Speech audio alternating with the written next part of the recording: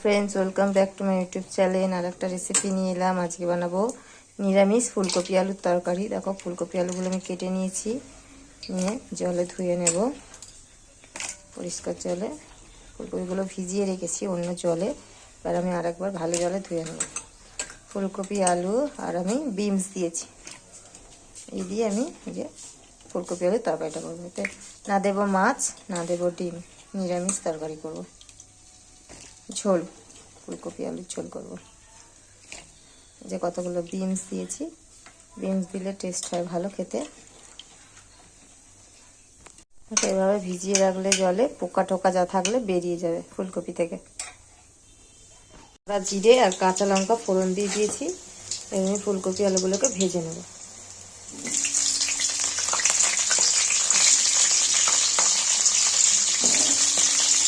ফুলকপিগুলোকে সবটাকে দিয়ে দেবো, নুন দিয়ে দেবো ফুলকপিগুলো,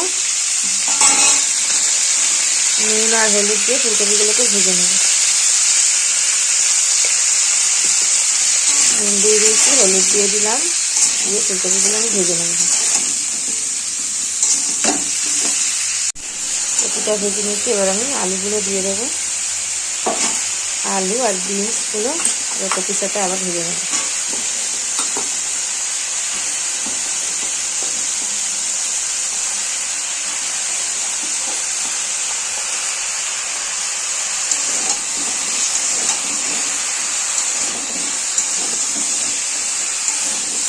একটু নুন দিয়ে দেবো, কারণ আলু বিনস দিয়েছি, তাই জন্য একটু নুন দিয়ে দিলাম। আর হলুদটা পরে দেবো। টমেটোটা দিয়ে দিলাম।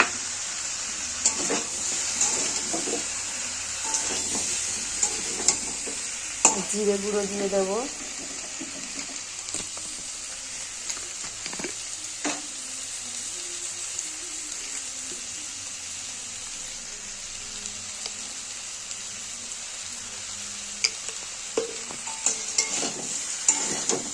মশলাটাকে আমি জিরে হলুদ লঙ্কা দিয়ে কষিয়ে নেবো।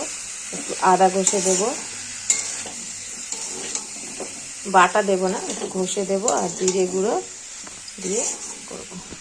আদাটা ঘষে নিয়েছি, এটা একটু জল দিয়ে আমি এটা দিয়ে দেবো। লঙ্কার গুঁড়ো হলুদ গুঁড়ো দিয়ে দিয়েছি, এই যে আদা কাঁচাটা দিয়ে দিয়েছি, দিয়ে এবার আমি কষিয়ে নেবো মশলাটা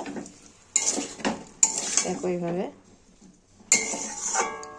বাটা চাইলে বাটাও দিতে পারে, আদা জিরে বাটা।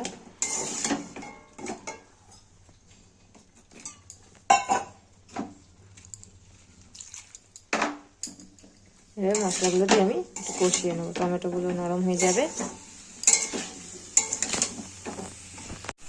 কষানো হয়ে গেছে, এবার আমি জল দিয়ে দেবো।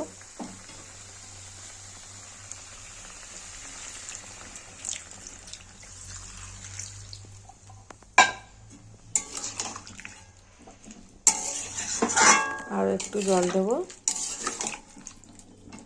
দিয়ে আমি একে চাপা দিয়ে দেবো সেদ্ধ হওয়ার জন্য। জল দিয়ে দিয়েছি, আর একটু লবণ দিয়ে দিলাম, নুন একটু টেস্ট করে দেখলাম নুনটা কম ছিল, তাই জন্য দিয়ে দিলাম। দিয়ে এবার আমি এটাকে চাপা দিয়ে দেবো। ফুলকপি হয়ে গেছে তরকারি, আলু ফুলকপি সব সেদ্ধ হয়ে গেছে। এবার আমি দিয়ে দেবো ধনেপাতা।